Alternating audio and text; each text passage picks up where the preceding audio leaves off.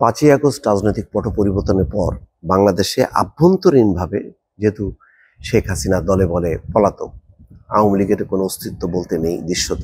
তো সেই অবস্থায় যে কোনো রাজনৈতিক সংকট দেখা দেবে এটা কিন্তু কেউ ভাবেনি। আওয়ামী লীগের বাইরে বিএনপি এবং জামাত তারা দীর্ঘদিন কিন্তু একে অপরের সহযোদ্ধা বা কাছাকাছি অবস্থানে রাজনীতি করেছে, তাদের ভিতরে আন্ডারস্ট্যান্ডিং অনেক ভালো। কিন্তু হঠাৎ করে কি হলো, বিশেষ করে একটা ইস্যু অন্যতম, যে ইস্যুকে কেন্দ্র করে আরো নানা ইস্যু তৈরি হচ্ছে, সেটা হচ্ছে পিআর সিস্টেম। জামাত ইসলাম এটা 100 ভাগ চায়, আর বিএনপি হচ্ছে এটা 100 ভাগ চায় না। তার মানে একদম পাল্টাপাল্টি।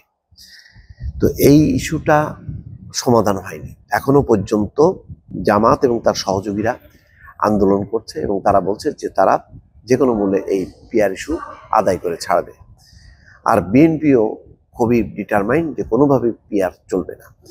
এই অবস্থায় যে সংকট, সেই সংকটটা খুবই অপ্রত্যাশিত। কেউ ভাবেনি যে 5ই আগস্ট রাজনৈতিক পট পরিবর্তনের পর আওয়ামী লীগ যেখানে দলে বলে দেশ ছাড়া, সেখানে এই দুটি দলের মধ্যে কোনো সংকট দেখা দেবে, বরং উৎসব মুখর পরিবেশে নির্বাচন হবে, সেটাই কিন্তু সবাই প্রত্যাশা করছিল। কিন্তু কি হলো, আস্তে আস্তে দূরত্ব বাড়তে বাড়তে এমন জায়গায় দাঁড়ালো যে ধারণা করা হচ্ছিল যে ডক্টর মোহাম্মদ ইউনূস হয়তো এটার একটা সমাধান টানবেন।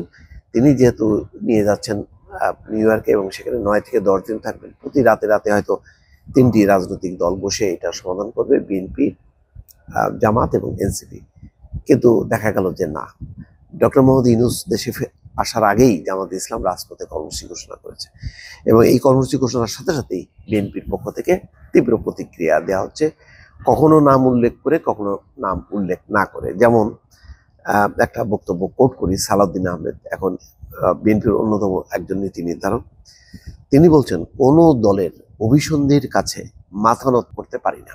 অর্থাৎ জামাত ইসলাম তার যে অভিসন্ধি, তার কাছে মাথা নত করতে পারি না, এটি তিনি বলতে চেয়েছেন।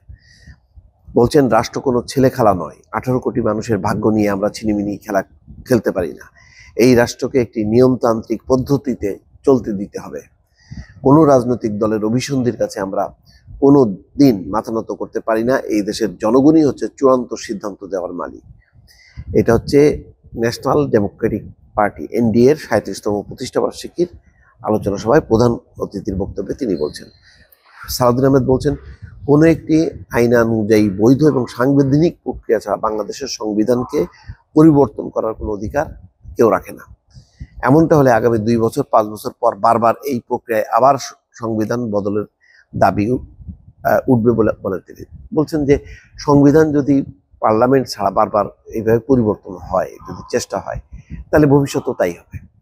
এটা শঙ্কার কথা। যাই হোক, মূল দাবিটা হচ্ছে পিআরকে ঘিরে। পিআর সিস্টেমটা নিয়ে জামাত ইসলাম যতক্ষণ অনড় থাকবে ততক্ষণ পর্যন্ত কিন্তু এই সংকটটা আবদ্ধ থাকবে, যেটা বাংলাদেশের আগামী নির্বাচনটা কিছুটা অনিশ্চিত করতে পারে বলে অনেকেই শঙ্কা করছেন। দর্শক।